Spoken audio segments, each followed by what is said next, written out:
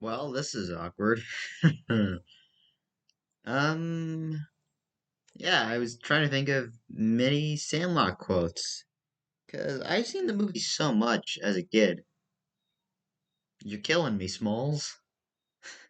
I remember that though. I remember one time, uh, me and my friend, we were at this gathering. It was in 2019, so pre-pandemic. We were just at this church gathering, and after that, there was like this whole dinner, and then there were s'mores. It's like, some more what? You're killing me, Smalls. I just thought of the s'more scene where it's obvious Scotty Smalls has never eaten. He's like, uh, God, man, I have not seen it. I have got to rewatch it. Characters. All right. Scott Smalls. Ham. Ham. The fat kid. That's obviously who we remember him as, the fat kid. But yeah, he's like, hey, would you like a s'more? S'more what? I'm saying, would you like a s'more? I haven't eaten anything, so how could I have some more of anything? You're killing me, Smolt. Oh God. First, you roast the. Hey, I gotta do it. I gotta. Oh, I hope I didn't click the camera by accident. All right, let me try looking it up. The Sandlot S'mores. All right, here it is. The s'more scene. I remember I have the DVD, but I've watched it so much to the point where the DVD is now glitched out and full of scratches, kind of hockey pucks. I hate this, back. Alright, where is it? Let me just. First of all, why? Like, I get it, but there are some movies I'll talk about this another day. No, you want a s'more. Hold on. S'more what? Hold on. Hey, you want a s'more? S'more what? More what? No, No, you want a no, no, s'more. no. I haven't had anything yet. Wait. Mm, I can't remember because I've only seen the widescreen version. I probably seen more of the widescreen, like the when because it was actually shot with anamorphic lenses. I feel like they're cropping this scene. It's kind of like the VHS for Indiana Jones and the Last Crusade. They did the exact same thing. These are These are s'mores still. s'mores. Okay, pay Pay attention. attention. First, you First, take the take the gram. gram. You stick the Stick the chocolate chocolate on on the the gram. gram. Then, Then, you roast you the roast the mallow. mallow. When the mallow's Mallow, flaming, lemon, you stick it stick it on on the chocolate. the chocolate. Then, Then, you cover it cover it with the other with the end. oven. Yeah, me too. Then, you Then, stuff stuff it. Yeah, Hamilton was always stuffing stuff. Okay. Yeah, the token fat kid. I remember seeing that video from Doug Walker. But yeah, overall, yeah. Although I never really burned the s'mores, but regardless, The Sandlot is a film I hold near and dear to my heart. I'm always interested in baseball as a concept, and maybe if I have kids, I'll teach them how to pass the ball around.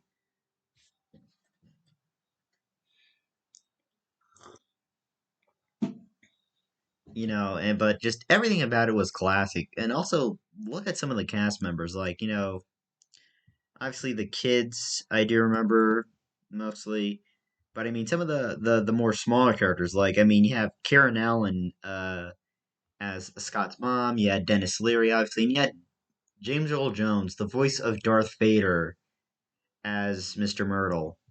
So yeah, and I mean I've seen it so many times. I think it's now on Disney Plus. Uh, I also remember David Mickey Evans who directed it. I wonder what he's done after, because what's funny is they did the sequels, and as a kid I used to like them. Now as an adult, I hate. I only ever saw the second one. I never saw the third one, but I hate the second one now that I'm an adult because it is legitimately a copy and paste of the first one to so many degrees. Yeah, yeah. Released on. Wonder if it. I think it's on Disney Plus, but yeah, there's like a lot of stuff. Also, the film is like shot on actual. There's like so much I like about this movie. In fact, let's see, David Mickey Evans. What did he do? Um, all right, so he was the screenwriter for Radio Flyer, and oh, some uncredited writing for A Far Off Place. But it turns out after that, his career's not been good because let's see, First Kid, and then Beethoven's Third, Beethoven's Fourth, National Lampoon's Barely Legal, The Sandlot 2. The only one I think which was decent to a certain point that he directed after The Sandlot was the final season. Although I can't remember. It's been a while since I've seen it. Yeah, I remember it being decent. I only saw it once, only because like Sean Astin was in it. Oh, Ace Ventura Jr., Pet Detective. Yeah, he hasn't directed any good films after, but yeah, mostly a lot of people prefer to remember The Sandlot as his greatest film. And yeah, also the film cinematographer Anthony Richmond is that's interesting. Um, Anthony, I know I have the IMDb page up, but it's interesting because yeah, Anthony B. Richmond. Let's see, Nicholas Rogue. Let's see, Chunky George. Yeah, let's see what he shot ever since. Because that's the one film he's most notable for. Oh, the cinematographer for the original Candyman. Um, what else? Uh, okay, so the DP on the original Candyman, Sandlot. Uh, Men of Honor, the Legally Blonde, Cinderella Story, Just Friends. Um, nothing much noteworthy after that.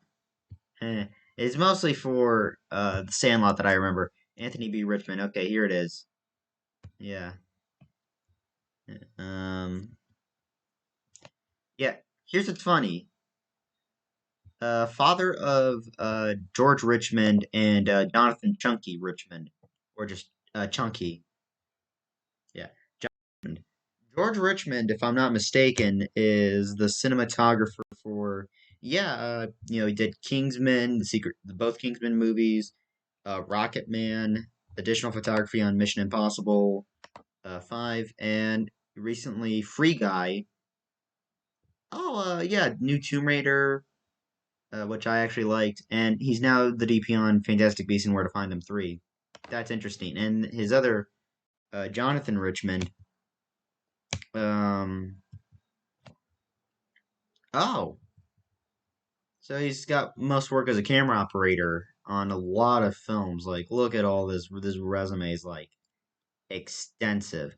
Oh, he worked as a camera loader on the Sandlot. That's nice. So yeah, from that was assistant camera.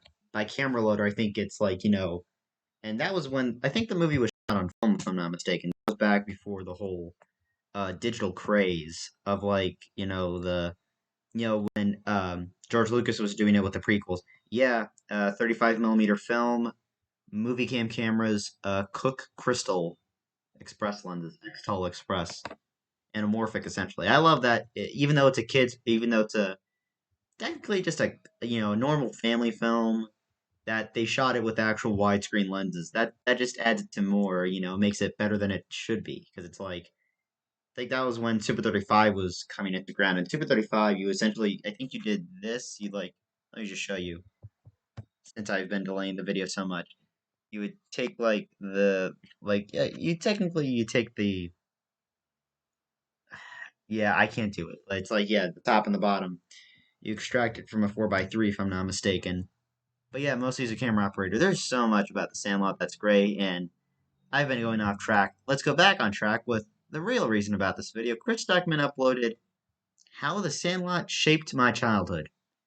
I feel like it shaped childhood for everyone's childhood. Like not just kids who were born in the '90s, but kids born even in the 2000s.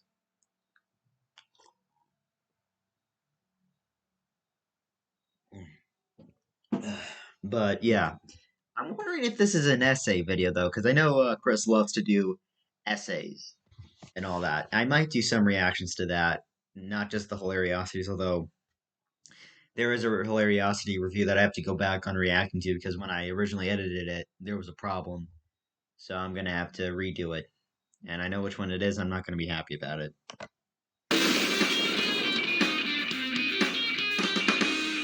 That's an awesome intro. Just 5 seconds. It's awesome. The Sandlot is a film that has played a major role in my life. I'd like to do something different with this video. I don't want this to be a formal movie review in which I grade the film and talk about all of its merits or criticisms or whatever. I kind of just want to talk about what the film means to me, how I discovered it, and how it kind of shaped my life as a kid, and how it helped me in a lot of ways. And I'd love to do more videos like this in the future where I just talk about experiences with film and not necessarily feel like I have to, dig for flaws or whatever. It's not always the thing that I enjoy doing. I kind of like Yeah. to talk about films that I appreciate and sort of just relate stories that are specific to me because everybody can talk about The Sandlot and mention things about the movie, but everyone has a story with a film. And Hold on, let me just check something because I'm sitting far away.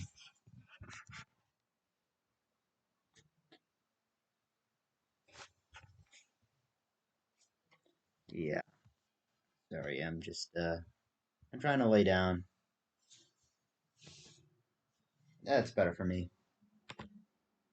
And I think that that's what makes videos interesting when people talk about their personal experiences with Sure, something and they just that make is it more true. relatable in that way. And I'd like to do that. Plus, I owe you guys some sports content. I've only reviewed one sports movie. I said I would review more. I first saw The Sandlot when my mom took me to the Akron Public Library as a kid, and they used to rent out VHS tapes in these black plastic, sort of clamshell cases that had these really tight little buttons you had to press, and I would almost always get my fingers stuck in there, and the tips of the skin of my thumb would get like cut from those boxes Oh, I all know the what that time. experience is like. It's And we painful. rented it because, as you guys know, I was raised Jehovah's Witness, and so it was PG. So okay, we'll give it a shot. Yeah, that is kind of true about that. I remember Chris doing the whole video on that uh thing. It's best if we move on. Here's the thing. I'm a devout evangelist. I've said that a few times. I am devout evangelical. I don't care if people are in the same religion or not. It's like depends. I don't really care about that. I feel like I just don't like talking about religion overall because it is something that is it's like politics. You can never discuss that.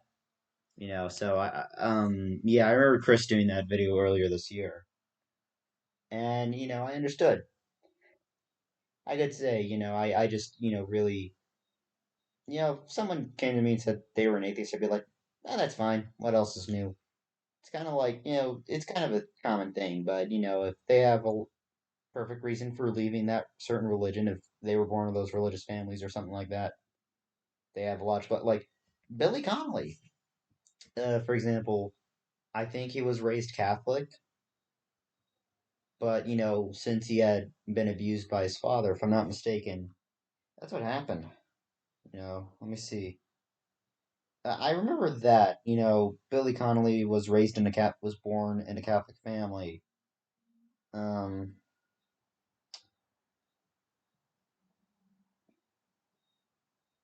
Billy, yeah, Billy Connolly, former actor. All right, I'm looking at it here. Personal life. Yeah,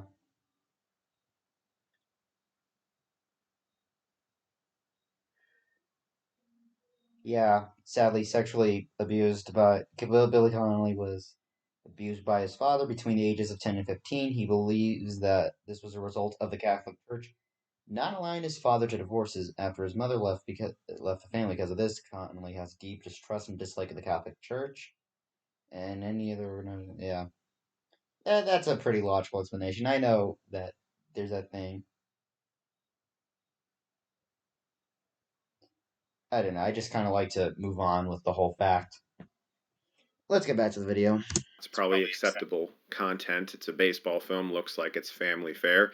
My parents didn't know, I don't think, that the film had the boys doing Oh yeah, the Wendy Peppercorn scenes. I remember that.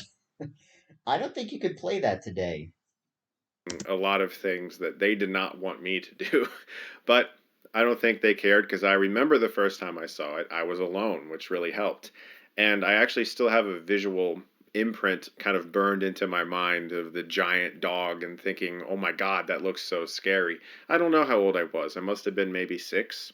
The movie came out in theaters when I was 5, and I unfortunately did not see it in theaters. Nor did a lot of people. The film wasn't exactly a massive success.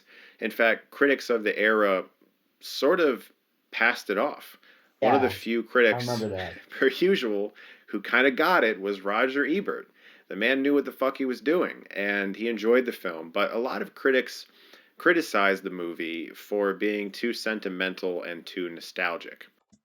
Hold on. If I remember correctly, I think Gene Siskel also gave it a positive review. Because that was a thing. Although technically Siskel was more nicer to films compared to Ebert, and then sometimes they would do vice versa. Let's see, Gene Siskel, Sandlot review. If I find it, I forget. Okay, well I have the video here. Okay, next movie. And our next film is a whimsical charmer named The Sandlot that oddly enough paints a completely different, opposite, much happier portrait of a young preteen. The movie takes place in the early I'm trying to 1960s in the find never the. never land of an idealized American small town. Okay, here it Kids is. winning the big game or indeed even playing the big game. This movie is a little treasure. Well, I like that too. I was expecting it to go in that direction. I was fresh. I enjoyed the film. I enjoyed the spirit of it. You're talking about the big animal behind the fence. I mean, and you see it in the shadow at one point. You hear the monster growls. I like the film. There are a couple little points that just bug me because I thought they could have had a really something special. Oh, he said he liked it, so that's enough. So yeah, Siskel and Ebert. I do have the DVD somewhere, or I think I had it. I haven't watched the movie in a while because like I've watched the movie so many times to the point where the DVD is now essentially a hockey puck. I'm not proud of it. There's actually lots of movies that I've watched over the years that have now become utter hockey pucks. That's why I've sort of renewed my movie collection and depending. But yeah, I remember that. I remember back then it was at 50%. I was like, what? Why? But yeah. This is something that I don't really give a lot of merit to. Nostalgia is relative to the person. It's Yeah. 100% subjective to your own personal experience. Of course, you can tell when a filmmaker is nostalgic about something and they're really trying to communicate a feeling, which, I don't really see what the fuck is wrong with that. But if I want to try to put myself in the headspace of the critics who criticize the movie for being too nostalgic, I have to say that as a kid of the 90s, this movie is incredibly nostalgic to me, and it's very important to me. Although the film is about the 1960s, which as a child was not something I really thought about. There's some lines of dialogue in the film and things they do that's very 1960s. They're talking about older films of the era and things that kids did in the 1960s. And as a 90s kid, all of that made sense to me. Even though it was 30 years after the fact, it still worked for me and it felt like it was right. And the nostalgia aspect of it never occurred to me. It just seemed like that's the story that's being told. And even if the filmmaker is nostalgic about the 60s, I'm watching it in the 90s and still feeling kind of that way about it, even though I have no nostalgia for the 1960s. And so I've never really given a lot of weight to that criticism, although I can understand why some people do. But as a 5 or 6 year old watching that tape, I was immediately taken by the film. And it wasn't just because I enjoyed baseball as a sport and I had friends that we played baseball with. There was this sense of neighborhood camaraderie that I think every kid would just love to have. I mean, not everybody has this perfect group of friends. And the fact that Scotty Smalls in the movie learns how to be friends with people and kind of learns how to play baseball and gets taken under the wing of Benny the Jet Rodriguez, who, by the way, was like my childhood idol. Every other person I knew my Yeah, age wanted to be I Benny had the a Jet friend who had Rodriguez. He a was so little fucking thing cool. for Benny, And like a so I little kind of crush, saw honestly. a life in this movie that I did not really have. I had friends, we could play baseball, we could play basketball occasionally, and it was like a very Jehovah's Witness thing where I people knew the from the Kingdom Chris. Hall would meet up and we would play a game or whatever. And that existed for sure. Sometimes we'd go to the park and we would play with the other kids, and I always felt like I was doing something wrong, but like this movie just felt right. It felt like a world that I wished I lived in. And so, since I wasn't really living in that world, this film really helped me a lot. It kind of became my go to movie I would watch when I was sick because it always made me feel better. And if I ever had to stay home from school, I wanted to watch The Sandlot. It just comforted me. It made me feel like I was watching a world that, like I said, felt right. And I love that I'm part of a generation that kind of adopted this movie. Because as I said, critics didn't really care that much for it and it wasn't exactly a smash at the box office. Its biggest star was James Earl Jones, and he's in the movie at the very end. Dennis Leary and Karen Allen are in the film as well, but it's really a movie about the kids. And people didn't really Dumb show up criticism. if you look at the box office numbers. But it became one of those rentals, or in my case, a library rental that was just a staple. Before you knew it, every kid I knew had the clamshell VHS. Kids were quoting it all the time. You're killing me, Smalls. They would have s'mores Yeah. at bonfires and they would recreate the scene and act out things. I certainly did that. And, Yeah. this film became special to a lot of people. The VHS rental era really helped a lot of films. Sandlot was a big one. The Shawshank Redemption as well got huge on VHS. The fact that you could just go to Blockbuster and constantly rent this movie, that's what I did for a long time until I realized I should just fucking buy this thing.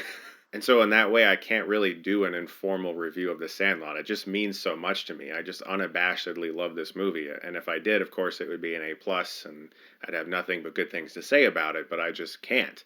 It's just so special to me. There's a handful of movies from my actual childhood, and then some from when I was in my early teens, when I was realizing I wanted to be a filmmaker, that basically molded me into who I am. And as a child, The Sandlot was a big one. Field of Dreams is another one, also a sports baseball film. It's a really well made film. Like, it doesn't get discussed that much. It's just one of those movies we all kind of accept as That's what I was saying. Wait, what did Chris say? another one, also a sports baseball film. It's a really well made film. That's what I was saying, and you can like when you look back. When I looked back on the Sandlot, I think I haven't seen it in 3 years actually, but I remember it vividly.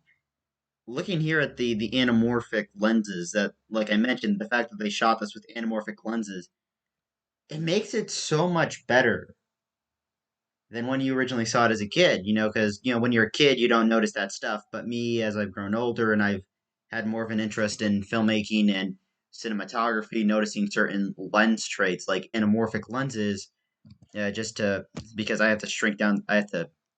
All right, here it is. Look at this. With anamorphic lenses, you can get this sort of oval bokeh. You know, and they use the same lenses, which are hard to find pics for. Cook Exel Press. Cook, yeah, but technically the Xtol is known as Express, but it's hard to find lenses. I think these are the lenses, though. Or is it this? So hard to figure out if these are the JDC lenses. Because, yeah, Crystal Xtol Express series.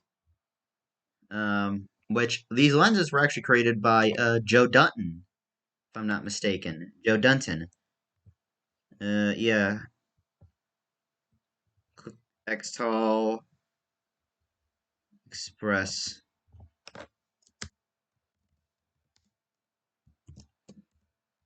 Joe Dunton. Yeah, Express. Joe Dunton. Yeah, and those are also the same lenses that cinematographer Natasha Breyer, who shot. I know I have her movies on here. Neon Demon and what was the other one? Honey Boy were shot with anamorphic lens, were with the same lenses, but those were the lenses that would later be reacquired by Panavision. But yeah, this movie looks so freaking good, and the fact that they shot this with real anamorphic lenses is great.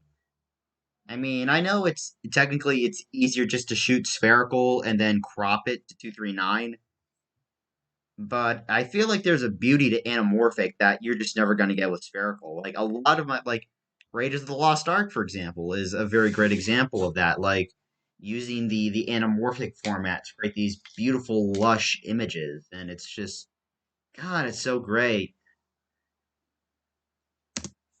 Like it doesn't get discussed that much. It's just one of those movies we all kind of accept as like, yes, The Sandlot, of course, it's great. You know, we love it. It's fun. And then we say the lines and we quote it, but like it's strange how well made the movie is looking back on it. Because David Mickey Evans, who directed the film, had a lot to handle. You have a lot of kids and every character is important, but there's Yeah. also a narrative with Scott Smalls that has to play out in a certain way and everything just has to work.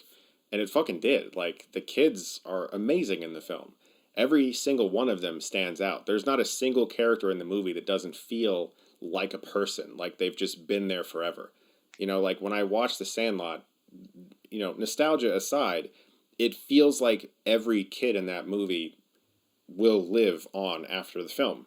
They just feel like they exist. But it also captured that wonderful sense of childhood imagination where you're kind of open to believing things that are a little bit fantastical.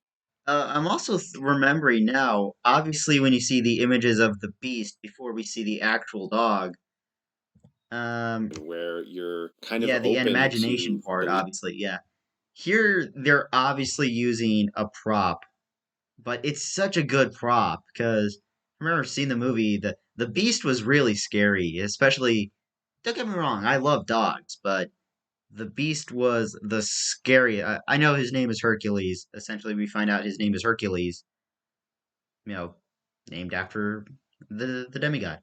And yeah, but they did like David Mickey Evans, like the director. He did such a great job, and like the effects team deserve a shout out too. This is like Jurassic Park levels of good. Like using this obviously over like that's not how big a dog's foot is, but for us, since this is through childlike, through the eyes of kids and stuff, this is how we would remember a big dog, and that's such a good effect.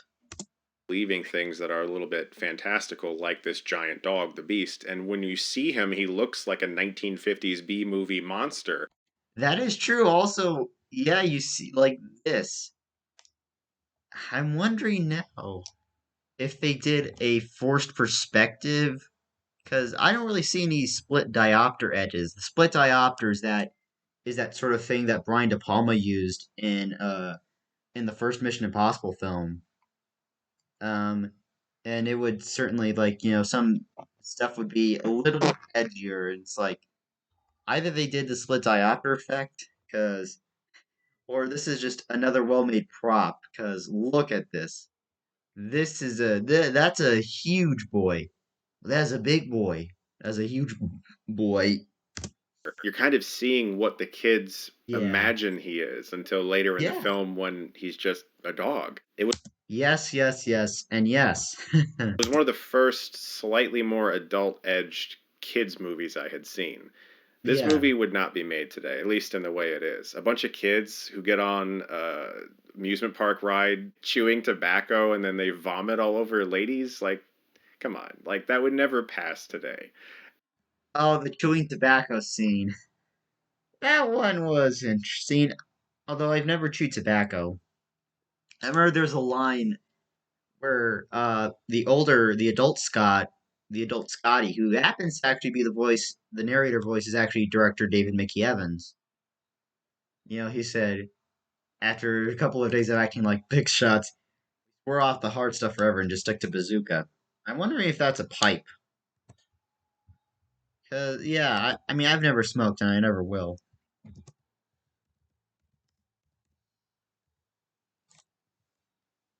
Is that a name of a pipe? Because I don't know. I thought that was a weird drug reference. Must have been, but yeah, the chewing tobacco scene, obviously. And I love that I watched that when I was 5. Yeah. The film definitely helped inspire my first feature I made when I was 15 years old, Phenomenon Field, which is horrendous in every way, of course. I was a child, but we made it. We actually fucking finished it somehow. But like, without the Sandlot and especially Field of Dreams, I don't know. I might not have done that. And I got used to making films as a kid because of films like The Sandlot. And I don't know. That main criticism of this movie is too sentimental or nostalgic. It means nothing to me. It means nothing to me. Like the film meant everything to me when I was 5 or 6 and first saw it, and as I got older, and it kind of comforted me. It filled in gaps I felt like I didn't have in my life, and made me want to make movies. So thank you, David Mickey Evans, for making The Sandlot, because it legitimately changed my life. Guys, I want to do more videos like this in the future, and I plan to. I want to Not see so much more. like reviews of movies, but just appreciating movies I love and just kind of sharing that with you, and also being able to share a little bit more of a personal side too, and just I think that's fun. Thank you so much as always for watching. As I said, I want to do more videos like this and I'm looking forward to that. But I also want to give a big thank you to the sponsor for this video, Omaze. Omaze exists to empower nonprofits to do their world-changing work. Charities are commonly frowned upon for investing in ways to raise awareness, almost like they're not allowed to market themselves the way for-profit companies do. Traditional nonprofit marketing includes events that are usually only once or twice a year, pricey to organize, and accessible to only those that can afford it. But Omaze offers dream come true experiences online that anyone can win. Through the Omaze platform, people have supported over 350 charities, driving awareness and raising significantly more money than traditional fundraising methods. So they say everything is bigger in Texas, and you'll certainly live large in this house made for the modern millionaire. Located in Austin's desirable Travis Heights neighborhood, you're within walking distance of South Congress Avenue, where the music is live, the barbecue sizzles, and the shopping is top notch. The charity that you'll help was founded in 2007 by Lieutenant Colonel Dan Rooney. Folds of Honor Foundation provides education scholarships to the spouses and children of America's fallen or disabled service members. It goes without saying that I love Austin, Texas. My first experience there was Fantastic Fest in 2019, and it was amazing. I attended the virtual Fantastic Fest in 2020, and I already have my tickets for 2021's Fantastic Fest. I love Austin. They have the best food ever. You will gain 35 pounds when you're there for 3 days. It's incredible. So naturally, a charity like this is right up my alley. The house is a just-built 3,235 square feet urban oasis with 4 bedrooms and 4 bathrooms, but you also have the option to choose a cash prize instead of the house. So for your chance to win a stunning new dream house or become an instant millionaire, please go to omaze.com/Chris Stuckmann and enter for your chance to win. And best of all, every donation supports the spouses and children of America's fallen or disabled service members helped by Folds of Honor Foundation. Go there, donate, and good luck. Thank you guys so much as always for watching, and thank you to Omaze for sponsoring this video. As always, if you like this, you can click right here and get Stuckmanized. I love that line. Get Stuckman.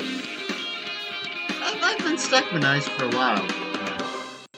I always love it when Chris says that line. You know, and I love it. I love it. I mean, I love when Chris does reviews because he is probably the only critic I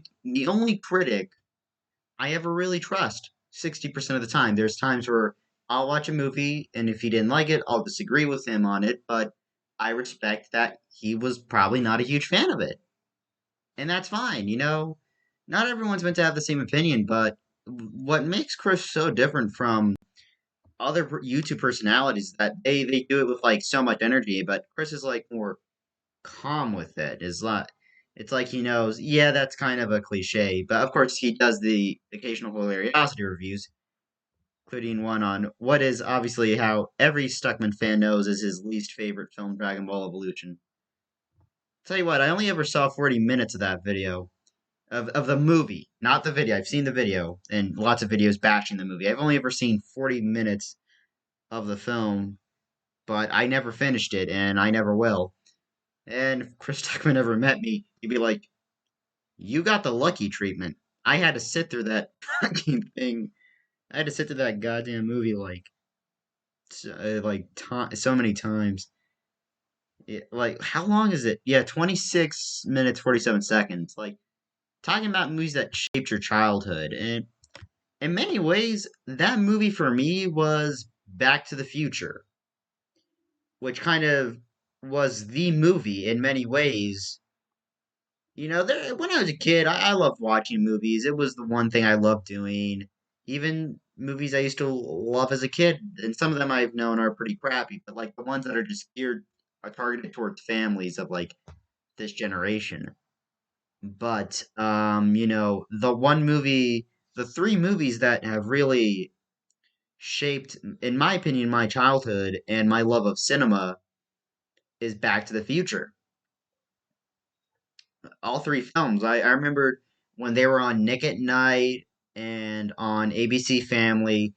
Of course, because I didn't have much cable television, I would just watch the normal stuff.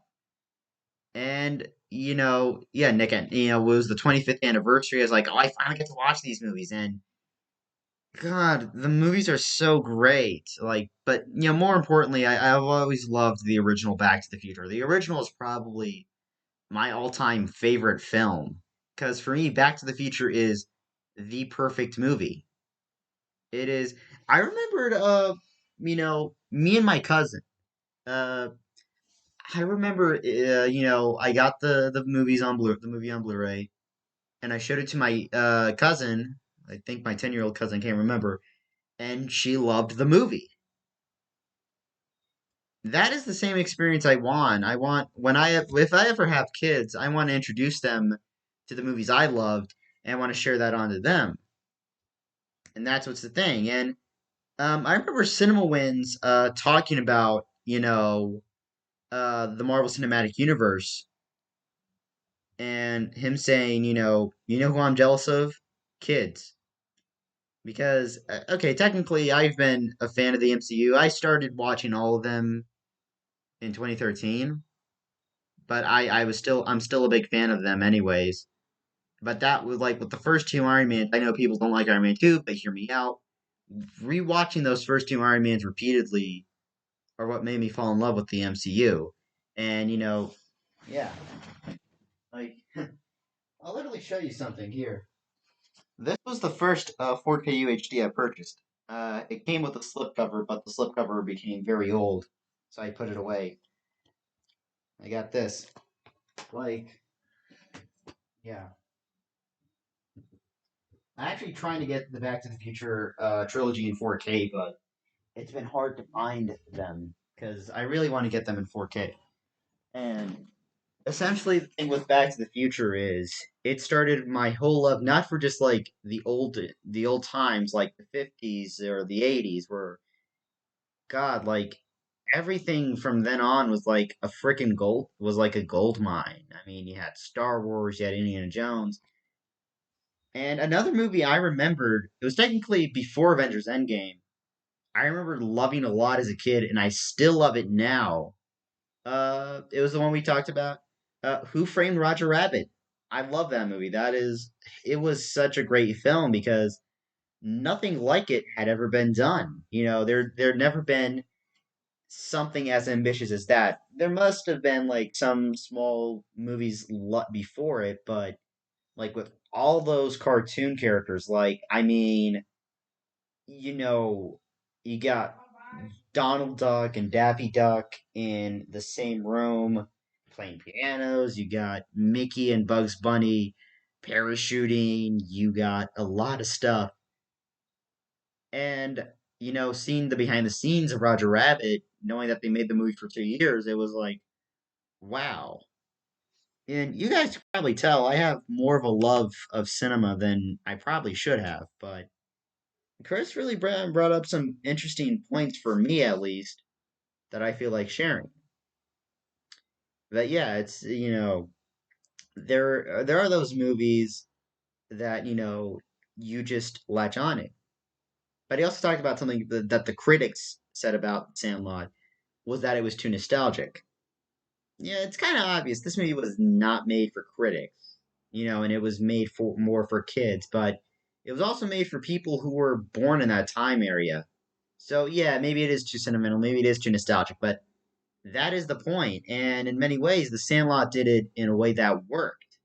Like I said, the film is beautifully shot. I mean, the fact that it was shot with actual anamorphic lenses is astounding. God, it's like there's there's just those movies that, yeah. And I remember going to as well. Yeah, wait, before I go there, yeah, there's another movie that critics were really harsh on, but in many years, people have gained a further appreciation for it. Home Alone, because critics probably thought, oh, the film is unrealistic, but kids loved it because it's like, yay, these crooks are getting punished, and it's of course there's no way in hell you could do those traps for real. I've seen videos analyzing the traps that Kevin uses in both the first two Home Alone films, where it's like, yeah, there's situations, yeah, but essentially, yeah, like Home Alone is that nostalgic film for me, and I watch it every Christmas. Home Alone is like another one of those Die Hard films, where I don't just watch during Christmas. Sometimes, if I want to, I'll watch it during the summer because it is just that damn good.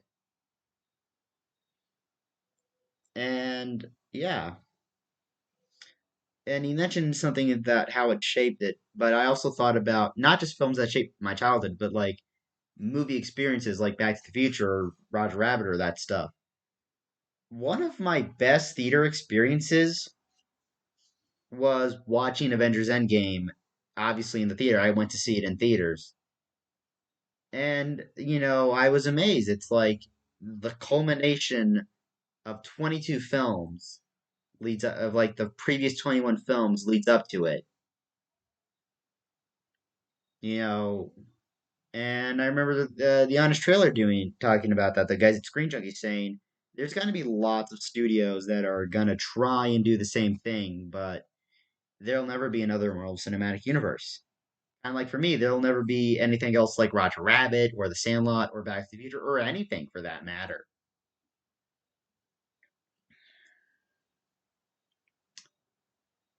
Then there's a few other films that I love, like Raiders of the Lost Ark for me is another one of those perfect films, as well as Shawshank Redemption. And I know this one we should never talk about, but American Beauty, regardless of your opinions on who, we don't mention his name. I kind of choose to pretend who. I kind of choose to pretend he who must not be named died in a car crash after Weinstein Gate. You guys will all know what I'm talking about, but American Beauty kind of made me see the different side. American Beauty is about the dark side of American suburbia, and you see it, and one of the things that I've seen a lot of that, in watching the movie, uh, Chris Cooper's character is a supposed homophobe. He sees the two gay neighbors, who gave him the welcome basket, and and with no words, you can kind of see, because Chris Cooper's Colonel Fitz, he's kind of the background character. He's like almost in the shadows, like the way, like when he sees Rick, when he's in Ricky's room, in the lighting, and like he's just sitting in the shadows, and like if I'm not mistaken, his eyes or his mouth are shined by like the light on the shades. That was probably from the studio, from the light that they had, because of course they could not shoot in the actual house in an actual house like that. That was on a soundstage, but you know, and there's the one scene where he goes into Lester's garage, and you kind of know what who Chris Cooper's character actually is, and it's like stuff like that, like visual, like letting the visuals tell the story, letting yeah, there's just like lots of fun little details I love noticing in films like that, and but I'm sorry it went too far off the rails, but also Lost in Translation, is there are so many times where I feel like I am like Bill Murray's character in Lost in Translation. I'm in that weird, I feel like I still am in that weird midlife crisis aspect of what do I do? And, I freaking love it. Lost in Translation is also a beautifully shot film. I make sure to never watch the movie with subtitles on because I think it's better without the subtitles. Because even though you don't get, like, sometimes there are scenes where you don't get what the hell the characters are saying. But at the same time, I think it adds it to better because, lost in translation, you know, and, you kind of see, like, also Scarlett Johansson's character, you know, she's not happy with her life and she's trying to figure out what she wants to do. And, the two characters have more in common than they think. And, just everything about that movie is great, you know, and I'm sorry if the video went too far off, but I don't know. It's just Chris brought up some things about how movies shape childhood, how The Sandlot shaped his childhood and made him interested in filmmaking. For me, for me, I there's always going to be those films that we have that were a kid that is just special to our hearts. And for me, that film was Back to the Future, which started my love of cinema. Future is primarily the reason why Robert Zemeckis is my favorite director of all time. I love almost all of his films, except for the recent two ones he made, Welcome to Tomorrow and The Witches remake. I did not like both of those films. But, Allied, The Walk, Flight, uh, you know, and like, Roger Rabbit, Forrest Gump, Contact even. Contact is a great movie, you know. And also, Castaway is another great film. I love Castaway. And I'm gonna show you one more movie in my collection. A film that I consider very underrated. What Lies Beneath. What Lies Beneath, I think, is a very underrated film. Is also really well shot. The way that Zemeckis, one thing that I've also realized about Zemeckis is that I love it when he uses oneers and stuff like that. But yeah, I'm gonna end the video here. This was Chris Stuckmann's essay on how the Sandlot shaped his childhood. Sandlot for me is also another nostalgic film because I've seen it so many times. Even when I was in like my early teens, I would still rewatch because it was just that damn good. But yeah, I've left a like on the video. I really want to see more videos from Chris that are just essay reviews. Sure, I mean I love the traditional reviews but I like it when he does hilariosities. But I also love it when he does films where he just analyzes them. Is like doing that. Like I know he did one for Signs, and he made me enjoy Signs more than I initially did. And I mean, I love Signs. The twist to Signs is like, but Signs for me, I choose to interpret it as a film like because Mel Gibson's character is a former reverend. Yeah, he is. It's kind of like a man who lost his faith and then regains it, and everything about Signs is also really great because Signs is not a conventional science fiction film. It is just more of a smaller. It feels very much condensed, smaller, not as big as like something like Armageddon or 2012 or anything like that. Although Armageddon is a guilty pleasure for me, but yeah, I love the movie Signs as well. And Chris's essay video on that one made me love it even more. So I'm gonna leave a link to the original video down below, as well as a link to Chris's channel. See how many subscribers he's got. nearing 2 million. I hope he gets to 2 million because he deserves all of it. I love anything that Chris puts out. Any content he puts out for me is fine by me. Uh, and a link to my Instagram. Thank you as always for watching. Don't forget to like, comment, subscribe. If you do subscribe, hit the bell to stay notified. Uh, I'm ending the video here. So, that's speed and yeah, I'm gonna cover the video. Take care.